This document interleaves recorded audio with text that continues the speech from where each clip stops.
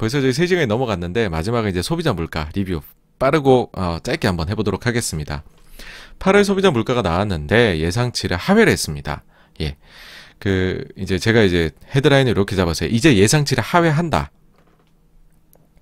근데 이제 불과 한 달 전에 했었던 8월 14일 라이브에서는 이제 예상치가 맞아 들어간다. 이렇게 얘기를 했었죠. 왜 그랬냐?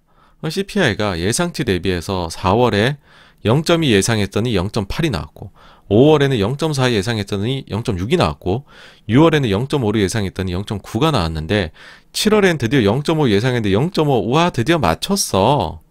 심지어 근원 소비자 물가는 0.4 예상이었는데 0.3으로 낮게 나왔어. 이제 예상치 범위 안에 들어오기 시작했어 였죠. 근데 이번에는 하회까지 하게 되는 거죠. 모두가 소비자 물가 엄청 걱정 고민 많이 하시잖아요. 연준이 이게 잘못하고 있는 거 아니냐 이렇게 생각하시면서요. 스태그플레이션 이런 시나리오도 많이 그리시죠. 근데 이번에 발표된 거 보면 소비자 물가 지수는 전월 대비해서 예상치 0.4보다 낮은 0.3, 특히 근원 소비자 같은 경우에는 예상치 0.3보다 현저히 낮은 0.1이 나왔습니다. 사실 저희 채널 보신 분들은 뭐 다 너무 잘 아실 겁니다. 왜냐면 예견된 하락이라 할 수 있는데 제가 사실 너무 많이 얘기 드린 것 같아 아예 그래프에 넣지도 않았어요. 중고차 지수에서 먼저 분위기를 알 수 있다고 말씀드렸죠. 맨하임 인덱스 이거 검색하시면 바로 나옵니다. 이게 월초 5 영업일제에 발표가 되고요. CPI는 월 중순에 발표되죠. 지금도 저희가 19일 방송에서 말씀드리잖아요. 보통 한 13일에서 15일 요 정도쯤에 CPI가 나와요. 근데 맨하임은 한 6일에서 8일 정도 때 나오니까는 먼저 분위기를 알 수가 있죠. 근데 사실 그 전에도 알 수 있는 게 그 월의 반월치를 또 발표를 해요. 그 보름 전에. 그러니까 반월, 상반월, 상반월, 온월 이렇게 내는 건데 상반월 자료만 봐도 어느 정도 분위기를 알 수가 있죠. 예. 요번에 그러면 CPI가 왜 예상보다 낮았느냐? 하락을 주도한 것들이 있습니다. 지금까지 예상보다 높게 나온 걸 주도했던 항목들이 하락도 주도를 했어요. 자, 리오프닝 대표 6개 항목, 외식, 중고차, 외부 숙박, 렌터카, 자동차 보험, 항공운임입니다. 이 부분들이 사실 7월부터 좀 현저히 내려왔죠. 보시면 7월부터 항목 중에 3개는 플러스인데 사실 외부 숙박만 제외하면 별다르게 튀는 게 없고 나머지 3개는 마이너스였어요. 근데 이번에 8월에는 외식을 제외하고 전부 마이너스예요. 그것도 마이너스 막 8%, 9% 이렇게 나왔어요. 전월 대비 숫자가. 그래서 요번에 이제 예상보다 낮은 물가 상승이라는 결과를 이끌었는데 그래서 개인적으로 이거를 높게 평가합니다. 이제는 연준이 맞았다는 것이 계속 증명되어 나가는 시간이다 라는 거 저는 그런 생각을 하거든요. 근데 갑자기 또 반론이 나오더라고요. 뭐냐 하면 일회성 항목으로 인해 가지고서 이제 낮아졌어? 그럼 그 일회성 항목들로 낮아진 걸 제외하면 생각보다 높게 나온 거 아니냐는 거죠. 그거를 우리가 이제 스티키 항목이다라고 합니다. 이게 이제 끈끈하게 달라붙어 있는 거잖아요. 그러니까 이거는 인플레에서 쉽사리 내려가지 않는 항목들을 얘기를 합니다. 그 대표적 이제 제가 계산을 해봤어요. 요 6개 항목을 위에 거는 우리가 보는 그 CPI 지수, 밑에 거는 이 6개의 효과를 제외했을 때 CPI 지수거든요. 보시면 올해 들어와 가지고서는 이 6개 항목을 제외했다면 CPI가 낮았겠죠. 그쵸? 이때 0.8 나왔는데 4월에 알고 보면 6개 항목 효과 제외하면 0.3이었던 거죠. 6월달에도 0.9인데 6개 제외하면 0.4였어요. 근데 8월에 반전이 있는 거죠. 헤드라인 숫자는 0.3이 나왔는데 6개 항목들이 마이너스가 됐죠. 요거를 없었다라고 제로였다고 생각해보면 0.5로 상승했다는 거죠. 그러면 야 전월 대비 0.5로 물가 상승하고 있으면 연간으로 치면 6%짜리 아니냐 아직 높네 라는 얘기가 나올 수가 있는 거죠. 근데 개인적으로 이것도 별로 그렇게 동의는 안 하는 게요.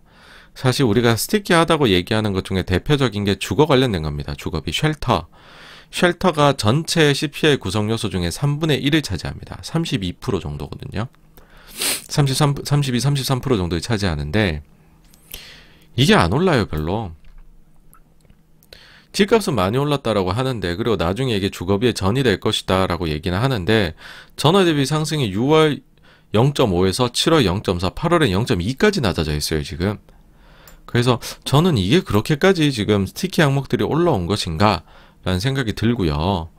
그리고 오히려 일회성 항목들이 계속 더 이 밑으로 내려 꽂을 수 있는 확률을 더 생각을 해야 된다. 즉 앞으로도 계속해서 CPI가 나올 때 계속해가지고서 예상치보다 낮게 나오는 형국이 나올 것 같다. 왜냐하면 이 6개 항목도 계속 내려갈 거니까.